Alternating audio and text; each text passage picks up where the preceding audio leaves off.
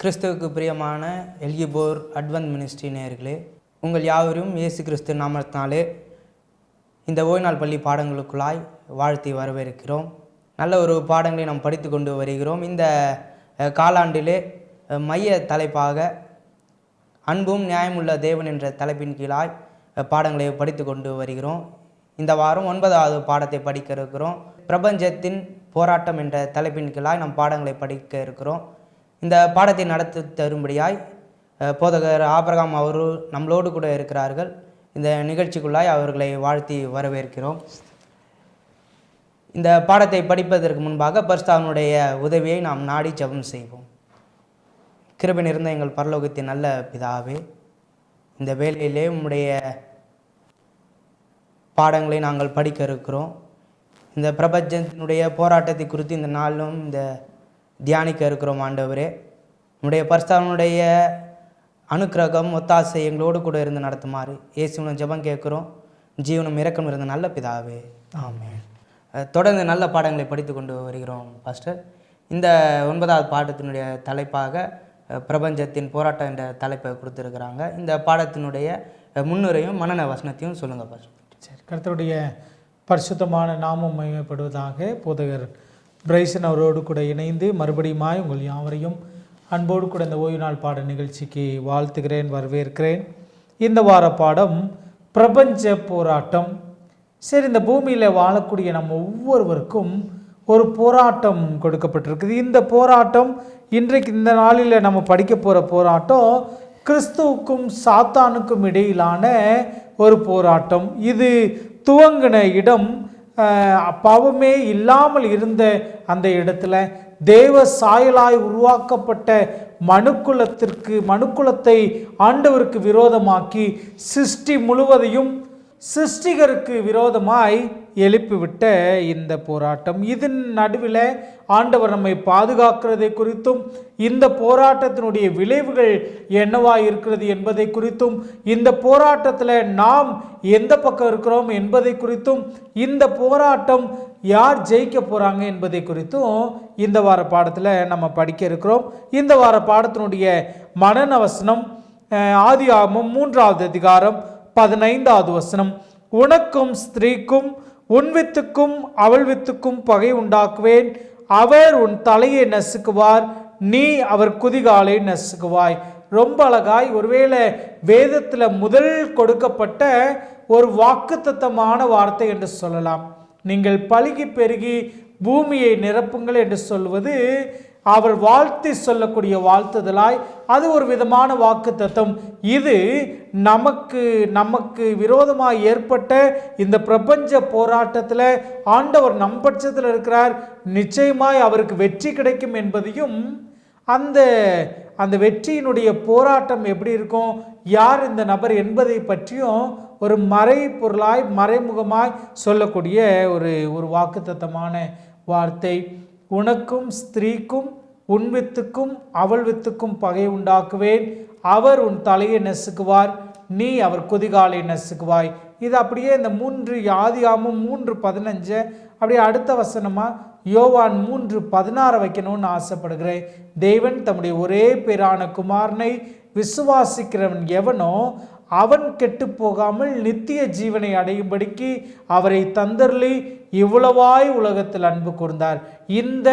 இந்த வசனத்தினுடைய நிறைவேறுதலாய், இந்த வசனத்தினுடைய இன்னொரு என்ன சொல்லனா, அது செயல் திட்டமாக எதை பார்க்க முடியும் என்று சொன்னால், ஒருவரும் கெட்டு போகாமல், இந்த பிரபஞ்ச போராட்டத்தில் ஒரு நபர் கூட கெட்டு போகாமல், இந்த பிரபஞ்ச போராட்டத்தில் இருக்கக்கூடிய இந்த வலு சர்ப்பத்தை மேற்கொள்வதற்கு ஆண்டவர் நமக்கு துணையாய் இருக்கிறார் என்பதையும், அவர் மரித்து நித்திய ஜீவனை நமக்கு அளித்திருக்கிறார் என்பதை பற்றியும் இந்த வசனம் தெளிவாக சொல்கிறது. இதை குறித்து நம்ம தொடர்ந்து படிக்க போகிறோம். நல்ல ஒரு முன்னுரையை பார்த்தோம் பாஸ்டர். இந்த போராட்டத்தில் நம்ம என்ன பங்கு வகிக்கிறோம், என்ன பக்கத்தில் இருக்க போகிறோம் என்ற காரியங்களை நம்ம இந்த நாளும் நம்ம படிக்க இருக்கிறோம். இந்த பாடத்தினுடைய கேள்விக்குள்ளாக கடந்து செல்வோம் பாஸ்டர். இந்த பிரபஞ்ச போராட்டத்தினுடைய சத்ரு யார், அவன் என்ன செய்கிறான் பாஸ்டர்? கர்த்தராகிய இயேசு கிறிஸ்துவானவர் இந்த பூமியில் இருக்கும்போது சொன்ன ஒரு அழகான ஓமை. அந்த ஓமையிலிருந்து இந்த இந்த ரகசியத்தை புரிய வைக்க வேண்டும் என்று சொல்லி இந்த ஆசிரியர் முற்படுகிறார். மத்தேயு 13வது அதிகாரம் 24லிருந்து 27 வசனங்களை நம்ம வாசித்தோம் என்று சொன்னால், மத்தேயு 13:24லிருந்து 27 வசனத்தை வாசித்தோம் என்று சொன்னால், ஒரு ஊமையை பற்றி பேசுகிறார். அந்த ஊமையில் பரலோக ராஜ்யம் தன் நிலத்தில் நல்ல விதையை விதைத்த மனுஷனுக்கு ஒப்பாய் இருக்கிறது. இப்போ ஒரு ஒப்பிட்டு சொல்லி நமக்கு புரிய வைக்க போகிறார். பரலோகம் எதற்கு ஒப்பிடப்படுகிறது, பரலோக ராஜ்யம் எதற்கு ஒப்பிடப்படுகிறது என்று சொன்னால், நம்முடைய என்ன சொல்லனா ஒரு நிலம், அந்த நிலத்தில் நல்ல விதைகளை அந்த நிலத்தினுடைய உரிமையாளர் விதைத்திருக்கிறார். இதில் மறைமுகமாக இந்த உரிமையாளர் தெரிகிறாரு. அந்த உரிமையாளரோடு கூட அங்கே முன்னாயத்தம் பண்ணின அந்த ஆயத்தங்கள் எல்லாம் தெரிகிறது. விதைத்தல் என்பது ஏதோ என்ன சொல்லனா சாதாரணமாக செய்யக்கூடிய ஒரு காரியம் இல்லை.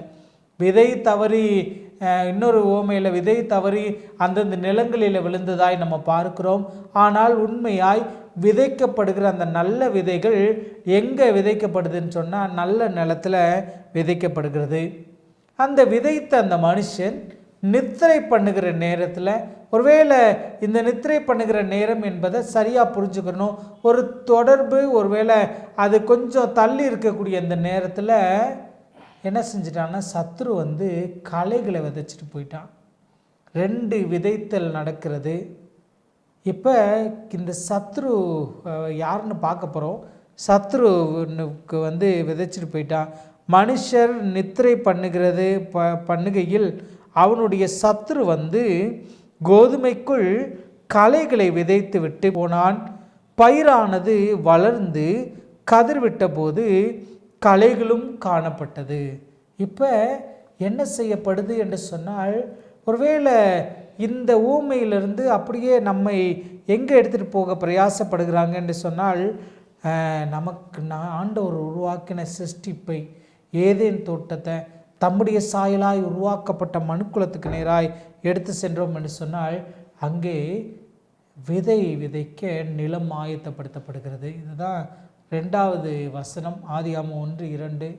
பூமியானது ஒழுங்கின்மையும் வெறுமையுமாயிருந்தது. அதுக்கப்புறம் சிருஷ்டிப்பை நீங்கள் பார்த்தீங்கன்னா, ஒழுங்கின்மை எல்லாம் ஒழுங்காக்குகிறாரு, வெறுமையெல்லாம் நிரப்புகிறார். இதுதான் 6 நாள் சிருஷ்டிப்பு. 3 நாள் சிருஷ்டிப்பை நீங்கள் பார்த்தீங்கன்னா, ஒழுங்கின்மையெல்லாம் ஒழுங்காக்குவார், பகல் இரவு பிரிப்பார். அந்த மீதி 3 நாள் பார்த்தீங்கன்னா, ஆகாய மண்டலத்தை உண்டாக்குனாரே, அந்த ஆகாய மண்டலம் வெறுமையாக இருக்கிறது, அங்கே நட்சத்திரங்களையும் சூரிய சந்திரனையும் உண்டாக்குகிறார். நிலத்தை பிரித்தாரே, நிலத்தில் இருக்கக்கூடிய ஜீவன்கள், உயிரினங்கள் எல்லாம் உருவாக்குறார். அதை ஆண்டு கொள்ள தமது சாயலாய் மனுஷனையும் உருவாக்குறார். இப்போ சாத்தான் என்று சொல்லப்படக்கூடிய இந்த வலு சர்ப்பம், சாத்தான் என்று சொல்லப்படக்கூடிய இந்த சத்ரு என்ன செய்கிறான் என்று சொன்னால், இந்த கோதுமை மணியை விளைய செய்யக்கூடாது என்பதற்காக அங்கே களையை விதைக்கிறான்.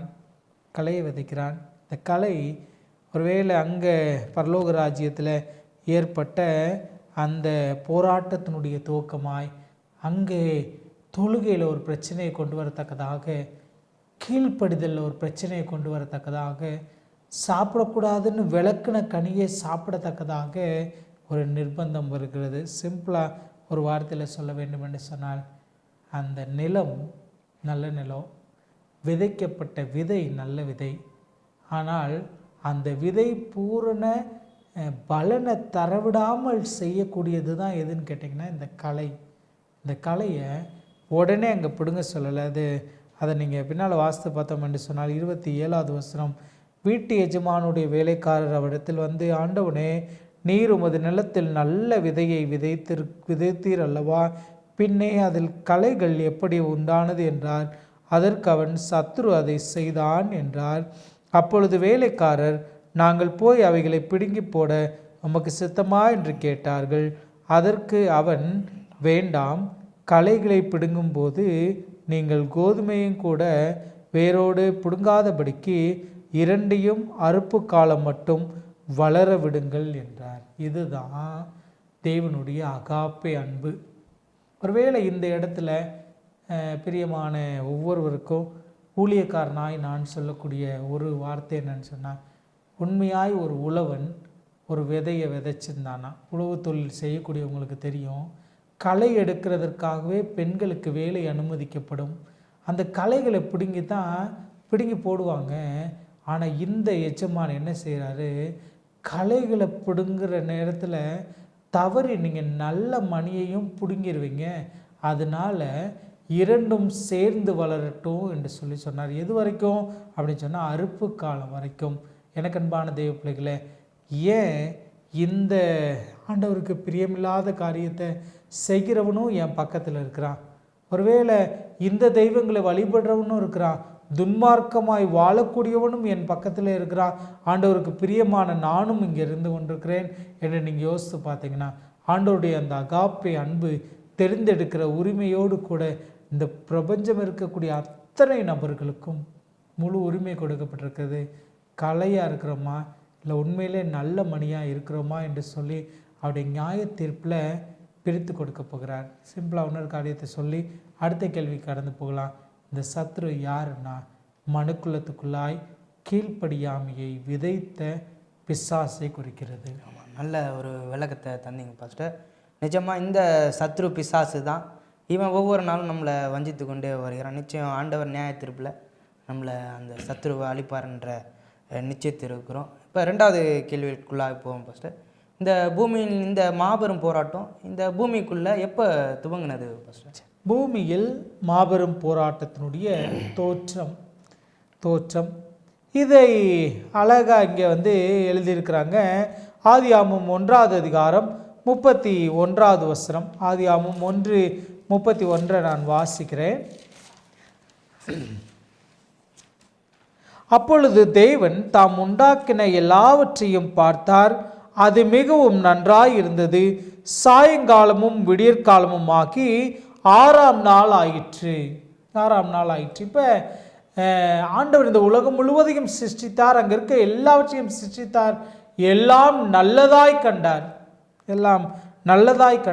2வது வசனத்தையும் இந்த கடைசி வசனத்தை ஒப்பிட்டோம்னா, ஒழுங்கின்மையும் வெறுமையெல்லாம் நல்லாயிடுச்சு, முழுமையாகிவிட்டது. எல்லாம் முழுமையாகி இருக்கிற இந்த சூழ்நிலையில் அடுத்து என்ன நடக்கிறது என்று சொன்னால், 3வது அதிகாரம் 1-7 வரைக்கும் வசனத்தை நம்ம வாசித்தோம் என்று சொன்னால், நமக்கு எல்லாத்துக்கும் தெரிந்து சிறு பிராயம் முதற்கொண்டு நம்ம நன்றாய் கற்றுக்கொண்ட வசனங்கள் தான். தேவனாகிய கர்த்தர் உண்டாக்கின சகல காட்டு ஜீவன்களை பார்க்கிறோம், சர்ப்பமானது தந்திரமாயிருந்து அது ஸ்திரீயை நோக்கி, நீங்கள் தோட்டத்தில் உள்ள சகல விருட்சங்களின் கனியை புசிக்க வேண்டாம் என்று தேவன் சொன்னது உண்டோ என்றது. இப்போ சாத்தான் எப்படி நம்மளை அணுகுவான் அப்படின்றதற்கு இது ஒரு பெரிய உதாரணம். ஒரு கேள்வி ஒன்று அவர் முன்னால் வைக்கப்படுகிறது. யார் முன்னால்? இந்த ஸ்திரீ முன்னால் கேள்வி வைக்கப்படுகிறது. இதை நான் வாசிக்கும் போதெல்லாம் எனக்குள்ளாய் எழும்பக்கூடிய, எனக்குள்ளாய் தோன்றக்கூடிய ஒரு அழகான புரிந்து கொள்ளுதல் என்னன்னு கேட்டிங்கன்னா, இந்த கேள்வி எழுப்பக்கூடிய இந்த குணத்தை தான் நிறைய பேர் என்ன சொல்லுகிறாங்கன்னா, அக்ரிணையிலிருந்து நம்ம எதில் மாறுபடுகிறோம் என்று சொன்னால், இந்த கேள்வி கேட்குற இந்த 6வது அறிவு,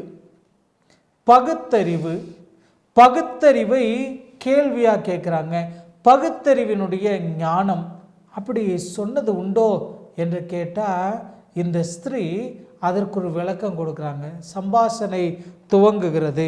யாரோட சம்பாஷணை அப்படின்னு கேட்டிங்கன்னா, சர்ப்பம், பழைய பாம்பாகிய வலு சர்ப்பம். வெளிப்படுத்தல் புஸ்தகத்தில் நம்ம இதை பார்க்க முடிகிறது. வெளிப்படுத்தல் 12வது அதிகாரம் 7-9 வசனங்களை நம்ம வாசித்தோம் என்று சொன்னால், வானத்தில் யுத்தம் உண்டாயிற்று, மீகாவேலும் அவனை சேர்ந்த தூதர்களும் வலுசர்ப்பத்தோடே யுத்தம் பண்ணினார்கள். வலுசர்ப்பமும் அதை சேர்ந்த தூதரும் யுத்தம் பண்ணியும் ஜெயம் கொள்ளவில்லை. வானத்தில் அவர்கள் இருந்த இடமும் காணாமல் போயிற்று. இப்போ யார் இதை செய்கிறா என்று கேட்டால், சத்ரு செய்கிறான். அந்த சத்ரு ஆகிய இந்த பிசாசு என்று சொல்லப்பட்ட பழைய பாம்பாகிய வலுசர்ப்பம், இந்த லூசிஃபர் என்ன ஆகிறான் என்று சொன்னால், 1/3 தேவதூதர்களையும் இழுத்து கொண்டு வருகிறான். அதே போல மனுக்குலத்தையும் கீழ்ப்படியாமையின் பாவத்தை செய்ய வைக்கிறான். புசிக்கக்கூடாது என்று ஆண்டவர் விளக்கின கனியை புசிக்கிறான். பல பேர் சொல்லுவாங்க. எனக்கு அதுலேயும் நிறைய நேரங்களில் நான் யோசித்து பார்ப்பதுண்டு. ஒரு ஒரு புரிந்து கொள்ளுதல், நல்ல பேரை வாங்கணுன்னா ரொம்ப கஷ்டம், அது ரொம்ப நாட்கள் எடுக்கும். கெட்ட பேரை ஈஸியாக வாங்கிடலான்னு சொல்லுவாங்க. நல்ல பேரை ஒருவேளை 1 வருஷம் 2 வருஷம் 3 வருஷம் பாடுபட்டு உழைத்து கூடயே இருந்து அந்த எஜமான இடத்துல நல்ல பேர் வாங்கியிருப்பாங்க. திடீர்னு ஒரு பணம் காணா போயிடுச்சு, இவர் ஒருத்தர் தான் இருந்தார் என்று சொன்னால் அடுத்த நிமிஷம் அவர் மேலே ஒரு சந்தேகம் எழும்புகிறது. ஒருவேளை அந்த பணத்தை அவர் எடுத்திருந்தார் என்று ஊர்ஜிதப்படுத்தப்பட்டால் அப்படியே அந்த அந்த நற்பெயர் ஒரு நிமிஷத்தில், அந்த ஒரு காரியத்தில் அப்படியே மாறி விடுகிறது. அதே மாதிரி தான் ஆண்டவர், ஒருவேளை நான் யூகித்து பார்க்கிறேன், பல நாட்கள் இந்த ஆதாம் ஏவாளோடு கூட பேசி சம்பாஷித்து ஒவ்வொன்றுக்கும் விளக்கம் கொடுத்து, ஒருவேளை இதை நான் சிறு பிள்ளைகளாய் நான் வச்சு உங்களுக்கு காட்டணும் என்று ஆசைப்படுகிறேன். சில நேரம் பிள்ளைகள் கேள்வியாக கேட்டுகிட்டே இருப்பாங்க. அவங்களுக்கு நம்ம ஊட்டி விடணும், அவங்களுக்கு நம்ம தண்ணி எடுத்து கொடுக்கணும், அவங்களுக்கு குடிக்க சொல்லி கொடுக்கணும், அவங்களுக்கு நடக்க சொல்லி கொடுக்கணும், அவங்களுக்கு அமர சொல்லி கொடுக்கணும், அவங்களுக்கு சோத்திரம் போட சொல்லி கொடுக்கணும், அவங்களை பார்க்குறவங்ககிட்ட எப்படி நடந்துக்கணும்னு சொல்லி கொடுக்கணும். எல்லாத்தையுமே நம்ம சொல்லி கொடுத்து வளர்த்துருப்போம்.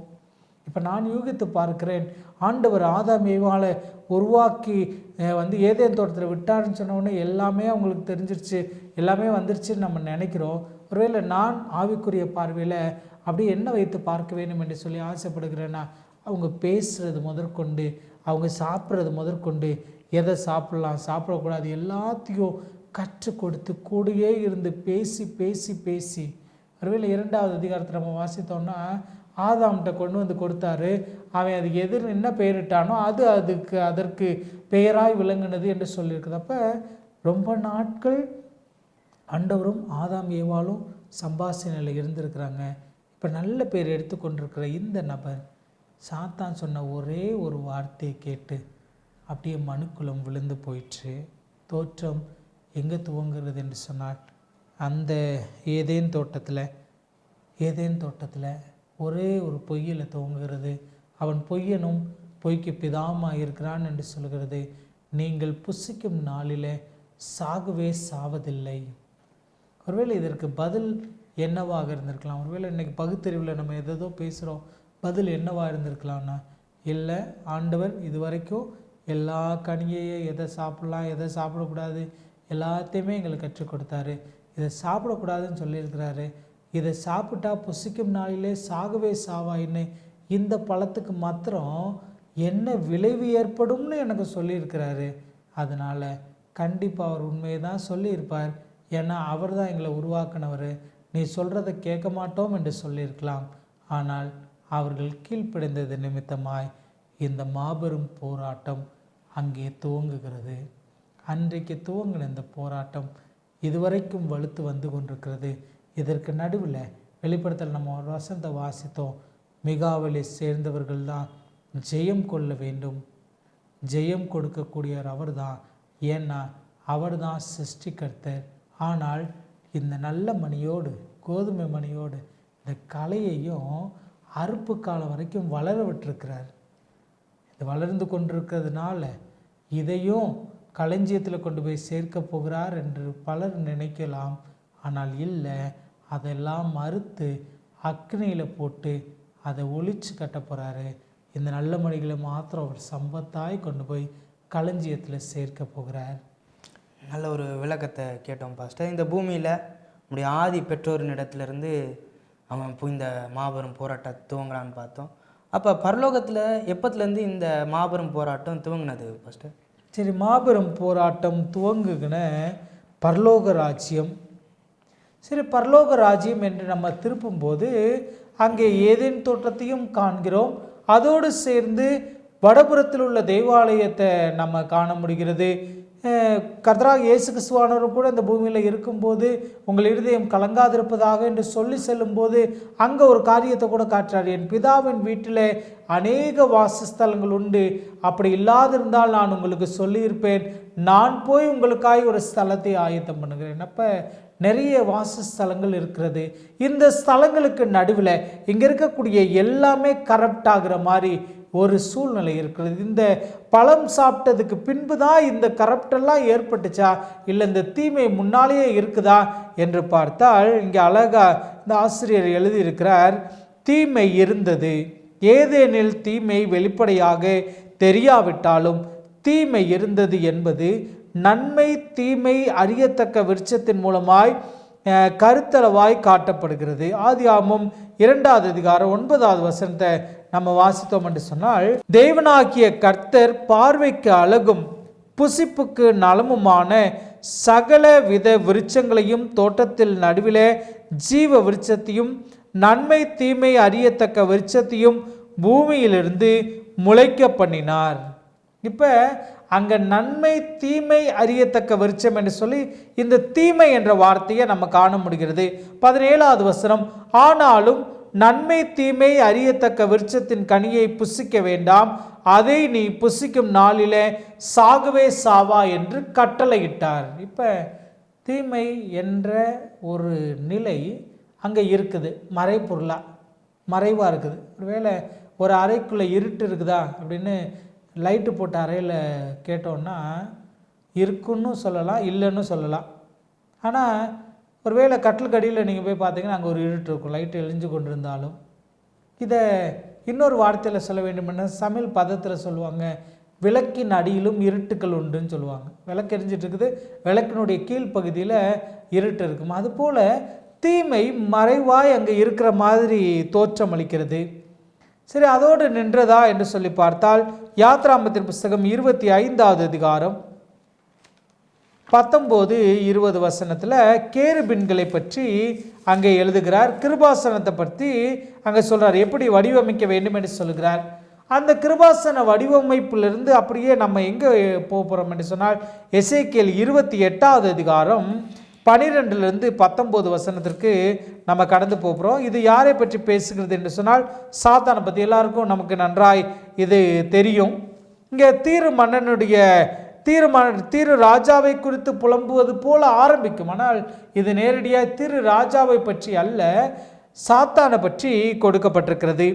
அவனை நோக்கி கர்த்தராகிய ஆண்டவர் உரைக்கிறது என்னவென்றால், நீ விசித்திரமாய் செய்யப்பட்ட முத்திரை மோதிரம், நீ ஞானத்தால் நிறைந்தவன், பூரண அழகுள்ளவன், நீ தேவனுடைய தோட்டமாகிய ஏதேனில் இருந்தவன். பத்மராகம், புஷ்பராகம், வைரம், படிகப்பச்சை, கோமேதகம், யஸ்பி, இந்திரநீலம், மரகதம், மாணிக்கம் முதலான சகலவித ரத்னங்களும் பொன்னும் அவனை மூடிக்கொண்டிருக்கிறது. நீ சிருஷ்டிக்கப்பட்ட நாளிலே உன் மேலவாத்தியங்களும் உன் நாதஸ்வரங்களும் உன்னிடத்தில் ஆயத்தப்பட்டிருந்தது. இப்போ இதை அழகாக பார்த்தோன்னா ஏதோ பரலோகத்தினுடைய ஒரு மினியேச்சர் மாதிரி தெரியுது. பொண்ணு தெரியுது, அங்கே ரத்தன கற்கள் எல்லாம் தெரிகிறது, ஜொலிப்பு தெரிகிறது, இசை வாத்தியங்கள் தெரிகிறது, இதெல்லாம் இருக்குது. ஞானம் இருக்குதான், ஞானத்தால் நிறைந்தவன், முத்திரை மோதிரமாக வச்சிருந்தாரு, பூரண அழகுள்ளவன். 14வது வசனத்தை வாசிக்கிறேன்.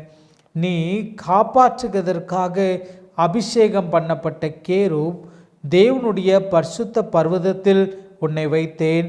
அக்கினிமயமான கற்களின் நடுவே உலாவினாய். நீ சிருஷ்டிக்கப்பட்ட நாள் துவங்கி உன்னில் அநியாயம் காணப்படும் மட்டும் உன் வழிகளில் குறையற்றிருந்தாய். உன் வியாபாரத்தின் மிகுதியினால் உன் கொடுமை அதிகரித்தது. நீ பாவம் செய்தாய், ஆகையால் நான் உன்னை தேவனுடைய பர்வதத்திலிருந்து ஆகாததென்று தள்ளி காப்பாற்றுகிற கேருபாய் இருந்த உன்னை அக்கினிமயமான கற்களின் நடுவில் இராதபடிக்கு அழித்து போடுவேன். இப்போ இந்த சத்துரு இப்படி இருக்கிறான். இந்த சத்துருவை அழக சொல்லும்போது காப்பாற்றுவதற்காக இருந்தது.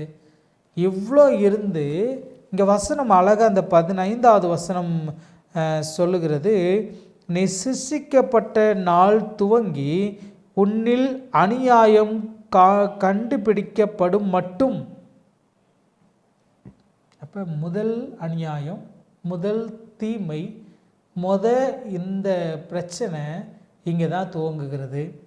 இவன் தான் சர்ப்பமாய் வந்து அங்கே ஆதாம் ஏவாளை வஞ்சிக்கிறான். இன்னொரு இது நம்ம வழக்கமாகவே சாத்தானை குறித்து இன்னொரு இடத்துலையும் நம்ம காண முடியும். ஏசாயா தீர்க்கதரிசியின் புஸ்தகம் 14வது அதிகாரம் 12 முதல் 15 வசனங்களை நம்ம வாசித்தோம்னா, ஏசாயா 14:12 முதல் 15 வசனங்களை வாசித்தோம்னா அங்கேயும் அழகாக வந்து இதை சொல்லப்படுகிறது. அதிகாலையின் மகனாகிய விடிவெள்ளியே, நீ வானத்திலிருந்து விழத்தள்ளப்பட்டாயே. ஜாதிகளை ஈனப்படுத்தினவனே, நீ தரையிலே விழ வெட்டப்பட்டாயே. நான் வானத்திற்கு ஏறுவேன், தேவனுடைய நட்சத்திரங்களுக்கு மேலாக என் சிங்காசனத்தை உயர்த்துவேன். வடபுறங்களில் உள்ள ஆராதனை கூடத்தின் பர்வதத்திலே வீற்றிருப்பேன் என்றும், நான் மேகங்களுக்கு மேலாக உன்னதத்திலே ஏறுவேன், உன்னதமானவருக்கு ஒப்பாடுவேன் என்று நீ உன் இருதயத்திலே சொன்னாய். இதுதான் முதல் துவக்கம். இந்த ஆசிரியர் ஒருவேளை இந்த பாடத்தை நாங்கள் படிக்க ஆரம்பிக்கும்போது ஒரு மாற்றமாக தான் தெரிந்தது. ஆனால் கரெக்டாக பார்த்திங்கன்னா பாவத்தினுடைய தோற்றத்தை பார்த்தோம். இதுதான் பாவத்தினுடைய துவக்கம். இங்கே தான் பாவம் இந்த பிரபஞ்சத்துக்குள்ளாய், இந்த மாபெரும் போராட்டம் இந்த பிரபஞ்சத்துக்குள்ளாய் தோன்றுகிறது. அவன் வியாபாரம் மிகுதியினால் ஆண்டவருக்கு விரோதமாக அவதூறு செய்கிறான். தொழுகை எடுத்துக்கொள்ளணும்னு பார்க்குறான். அதுதான் வியாழக்கிழமை பாடத்தில் நம்ம படிக்க போகிறோம். அவருடைய தொழுகையை தான் எடுத்துக்கொள்ள வேண்டும் என்று சொல்லி பார்க்குறான். தொடர்ந்து நம்ம படிக்கலாம். நல்ல விளக்கத்தை தந்தீங்க பாஸ்டர். இந்த பரலோகத்திலும் இந்த சத்ரு ஆகிய சாத்தான் தான் இந்த மாபெரும் போராட்டத்தை துவக்கினான்னு சொல்லிட்டு பார்த்தோம். சாத்தானவன் இயேசுவின் இடத்துல ஒரு கேள்வியை கேட்குறான் பாஸ்டர். நீர் என்னை தொழுது கொண்டான்ற கேள்வியை கேட்குறான். ஏன் இந்த கேள்வியை இயேசுவின் இடத்துல சாத்தானவன் கேட்கணும்? சரி, இப்போ அழகாக இந்த செவ்வாய்க்கிழமை பாடத்தினுடைய தலைப்பு இந்த மாபெரும் போராட்டத்தினுடைய துவக்கம் என்று சொல்லி பார்த்தோம். இங்கே ஏசாயால வாசித்தோம், உன்னதமானோருக்கு ஒப்பாவேன் என்று சொல்லி நினச்சான். இப்போ உன்னதமானோருக்கு ஒப்பாவேன் என்று தன் இருதயத்துக்குள்ளே பேசின மாதிரி, தனக்குள்ளே பேசின மாதிரி தெரியுது. அதை ஓப்பன் டாக்கா இந்த பூமியில் கர்த்தராக இயேசு கிறிஸ்துவானவர் வந்திருக்கும் போது நேரடியாகவே தன்னுடைய உள்ளத்தில் என்ன இருக்குதோ அதை நேராக அவர்கிட்டயே கேட்குறான். வாசிக்கலாமா? மத்தேயுவின் புஸ்தகம், மத்தேயு எழுதின சுவிசேஷ புஸ்தகம் 4வது அதிகாரம். நமக்கு எல்லாத்துக்கும் நன்றாய் தெரிந்தது. சோதனைக்காரன் அவரை 40 நாள் சோதிக்கும்படியாக எடுத்து சென்று இந்த 40 நாளினுடைய முடிவில் 3 சோதனைகள் வைக்கப்படுகிறது. பிசாசு அவரை சோதிக்கிறான். 40 நாளினுடைய முடிவில் இந்த சோதனை வைக்கப்படுகிறது. 9வது வசனம் வாசிக்கிறேன். நீ சாஸ்தாங்கமாய் விழுந்து என்னை பணிந்து கொண்டால் இவைகளெல்லாம் உனக்கு தருவேன் என்று சொன்னான். இப்போ இவன் ஒரு எதிர்பார்ப்பை வைக்கிறான். இதுதான் இவனுடைய நோக்கமே. என்னன்னா, உன்னதமானவருக்கு ஒப்பாகி அந்த தொழுகையை தான் ஏற்றுக்கொள்ள வேண்டும். ஒருவேளை இதில் நான் அழகாக வேறொரு பார்வையும் பார்க்க வேண்டும் என்று சொல்லி ஆசைப்படுகிறேன். என்னன்னா, இப்போ தேவதூதன் இவன் கேருப் இவனுடைய தோற்றம் கொஞ்சம் வித்தியாசம் இருக்கிறது. ஒருவேளை இந்த இடத்துல நான் கொண்டு போய் ஆதாமினுடைய தோற்றத்தை வைக்கணும்னு ஆசைப்படுறேன். ஆதாமினுடைய தோற்றம் எப்படி இருக்குது என்று சொன்னால் தேவனுடைய சாயலாக இருக்கிறது. அவர் தமது சாயலாகவும் தமது ரூபத்தின்படியையும் உண்டாக்குறார். சில பிள்ளைகளை பார்த்தோன்னே கோப்பா மாதிரியே இருக்கிறடான்னு சொல்லுவாங்க. உன் நடை முதற்கொண்டு பேச்சு முதற்கொண்டு எல்லாமே உங்கள் அப்பா போலவே இருக்குது. சில நபர்களை நம்ம அப்படியே பார்ப்போம். ஒருவேளை நான் யூகித்து பார்க்கிறேன், சில நேரங்களில் என்னுடைய தகப்பனாரை போல இருக்கக்கூடிய தோற்றத்தில் யாரையாவது பார்த்தா கூட பின்னால் இருந்து பார்த்துட்டா அப்பா நினச்சி பயப்படுவோம். ஐயோ அப்பா வந்துட்டார். சில ஆசிரியர்களுக்கு இந்த அனுபவம் இருக்கும். ஆசிரியர்களுக்கும் மாணவர்களுக்கும் அவரை மாதிரி ஒருத்தரை ரோட்டில் பார்த்தா கூட நமக்கு பயம் வரும். இப்போ தேவனை மாதிரியே ஒரு நபர், தேவன் எப்படி இருப்பாரோ அப்படியே ஒரு நபர், அந்த நபருக்கு இதெல்லாம் ஆண்டு கொள்ளுங்கள்ன்ற உரிமையும் கொடுக்கப்படுது. இதுதான் சாத்தானுக்குள்ள அந்த தீமை வெளியே வர ஆரம்பிக்கிறது. அது தோற்றம் எடுக்கிறது. இவனுக்கு ஆளுகையா? அவன் சாயலாகவே இருக்கிறான், அவன் தான் எல்லா ஆளுகையும் எடுத்துக்கொள்வான்னா, அப்போ பாதுகாவலாக இருக்கக்கூடிய இந்த கற்களுக்கு நடுவே உலாவக்கூடிய இந்த இசை வாத்தியங்கள்லாம் வைத்திருக்கிற நான் இப்போ கீழேயா? என்னுடைய அழகு என்னாச்சு? என்னுடைய ஞானம் என்னாச்சு? இதெல்லாம் ஒன்று சேர ஆண்டவருக்கு விரோதமாக உழைக்கிறான். இந்த இந்த ஆண்டவருடைய பிள்ளைங்களை பாவம் செய்ய வைக்கிறான். 1/3 தேவதூதர்களை இழுத்து கொண்டு வருகிறான். இவர்களை மீட்டெடுக்கும்படியாய் அன்னைக்கு சொன்ன இந்த பாடத்தினுடைய மனன வசனத்தை போல அங்கேருந்து அவர் இறங்கி வந்து இந்த பூமியில் அவர் இருந்த நாட்களில் சோதிக்கும்படியாய் சோதனைக்காரை எடுத்துகிட்டு போயிட்டு, ஒருவேளை இதை நான் யோசித்து பார்க்குறேன், ஒரு தனி அறையில் கூட்டு போய் இருதயத்தை பிளந்து இதுதான் என்னுடைய ஆசை என்று சொல்வது போல இருக்குது. ஏன்னா இவைகளெல்லாம் எனக்கு கையளிக்கப்பட்டிருக்குதுன்னு சொல்கிறான். லூக்கா 4வது அதிகாரத்துலேயும் இதே சோதனைகளை நம்ம வாசிக்க முடியும். அங்கே லூக்கா இன்னும் அழகாக இந்த காரியத்தை எழுதுகிறார். வாசிக்கிறேன். லூக்கா 4வது அதிகாரம் 5வது வசனம். பின்பு பிசாசு அவரை உயர்ந்த மலையின் மேல் கொண்டு போய் உலகத்தின் சகல ராஜ்யங்களையும் ஒரு நிமிஷத்திலே அவருக்கு காண்பித்து, இவைகள் எல்லாவற்றின் மேலும் உள்ள அதிகாரத்தையும் இவைகளின் மகிமையும் உனக்கு தருவேன். இவைகள் எனக்கு ஒப்பு கொடுக்கப்பட்டிருக்கிறது. எனக்கு இஷ்டமானவனுக்கு இவைகளை கொடுக்கிறேன். நீ என்னை பணிந்து கொண்டால் எல்லாம் உம்முடையதாகும் என்று சொன்னான். இந்த வசனத்தை தியானத்தோடு நீங்கள் வாசித்து பார்த்தீங்கன்னா, இது எல்லாம் யார் கையில் இருந்ததுன்னா, ஆதாம் கையில், தமது சாயலாய் உருவாக்கப்பட்ட ஆதாம் கையில் இருந்தது. இப்போ தான் அப்படியே உள்ளத்தை அப்படி திறந்து காண்பிச்ச மாதிரி காட்டுறான். இது எல்லாத்தையும் நான் எடுத்துட்டேன். ஒரே ஒரு காரியத்தை மாத்திரம் எனக்கு எடுக்க முடியலை. என்னென்னா, வடபுறத்தினுடைய ஆராதனை கூடத்தை எடுக்க முடியலை, தொழுகை எடுத்துக்கொள்ள முடியலை. இப்போ அந்த தொழுகையை பிசாசை சேர்ந்தவர்கள் தொழுகிறாங்க. ஆனால் ஆண்டோடைய பிள்ளைகள் தேவனை மாத்திரம் தொழுகிறாங்க. அந்த தொழுகையை தான் எடுத்துக்கொள்ள வேண்டும். இந்த பூமியில் அவர் வந்திருக்கிற நேரத்தில் இதெல்லாம் சொல்லி என்னை பணிந்து கொள் என்று சொல்லி அந்த தொழுகையை சாத்தான் எதிர்பார்க்கிறான். இந்த பிரபஞ்ச போராட்டத்தில் தெளிவாய் ஒரு காரியம் நமக்கு கண்களுக்கு முன்னால் தெரிகிறது. இந்த பிரபஞ்ச போராட்டத்தில் இருக்கக்கூடிய ரொம்ப முக்கியமான பிரச்சனை என்ன அப்படின்னு கேட்டிங்கன்னா, அது தொழுகை தான். தொழுகையில் தான் சாத்தான் அநேகரை வஞ்சிக்க பார்க்குறான். அன்றைக்கு சாப்பாட்டில் வஞ்சிக்க பார்த்தான், இப்போ தொழுகையில் வஞ்சிக்க பார்க்குறான். தேசிய ஞாயிறு ஆசரிப்பு சட்டம் வரப்போகிறது. பிரபஞ்ச பிரச்சனையாய் இருக்கக்கூடிய இந்த போராட்டம் நிறைவுக்கு வரப்போகிறது. இந்த கடைசி காலத்தில் வாழ்ந்து கொண்டிருக்கிற நீங்களும் நானும் அந்த இறுதி போராட்டத்தில் வெற்றியாளர்கள் பக்கமாய் நீங்களும் நானும் நிற்க வேண்டும்.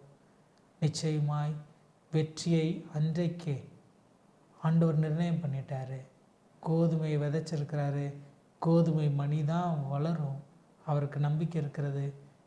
அவர் விசுவாசத்தை எதிர்பார்த்து கொண்டிருக்கிறார். விசுவாசத்தை காண்பாரோ என்று கேட்கக்கூடிய அந்த கேள்விக்கு பதிலாய் நிச்சயமாய் காண்பீர் ஆண்டவரே, நல்ல மணிகளாய் நாங்கள் வளர்ந்திருக்கிறோம் என்று சொல்லி கலைகளை பார்த்து பதர்களாய் மாறாமல் நாமும் நல்ல மணிகளாய் அவருடைய களஞ்சியத்திலே சேரக்கூடிய மணிகளாய் இருக்க ஆண்டவர் நமக்கு உதவி செய்வாராக. தலைகளை தாழ்த்தி ஜெப செய்வோம். வானாதி வானங்களில் வீற்றிருந்து பூமியின் மண்மக்களாகி எங்களை கண்ணோக்கி பார்க்கிற எங்கள் பரலோகத்தின் நல்ல தகப்பனே, இந்த பிரபஞ்ச போராட்டத்தில் நாங்கள் உம்முடைய துணையோடு கூட வெற்றி பெற, உனக்கும் ஸ்திரீக்கும் உன் வித்துக்கும் அவள் உன் வித்துக்கும் பகை உண்டாக்குவேன். அவர் உன் தலையை நசுக்குவார், நீ அவர் குதிகாலை நசுக்குவார் என்று சொல்லி அன்றைக்கு வாக்குரைத்தீங்களே, தலையை நசுக்கக்கூடிய உம்மோடு கூட நாங்கள் இணைந்து நிற்க கர்த்தர் எங்களுக்கு உதவி செய்யும்படியாக ஜெபிக்கிறோம். அந்த பாடத்தை பார்த்து கொண்டிருக்கிற கேட்டுக்கொண்டிருக்கிற ஒவ்வொருவருக்கும் அப்படிப்பட்ட கிருபைகளை கர்த்தர் அருளும்படியாய் ஒப்புக் கொடுக்கிறேன். கிறிஸ்து இயேசுவின் வழியாய் வருகிறேன். ஜெபம் கேளும் ஜீவன் உள்ள நல்ல பிதாவே, ஆமென். நேர்களே, இந்த நாளுடைய பாடம் ரொம்ப நமக்கு பிரயோஜனமாக இருக்கும் என்று கர்த்தருக்குள் நம்புகிறேன்.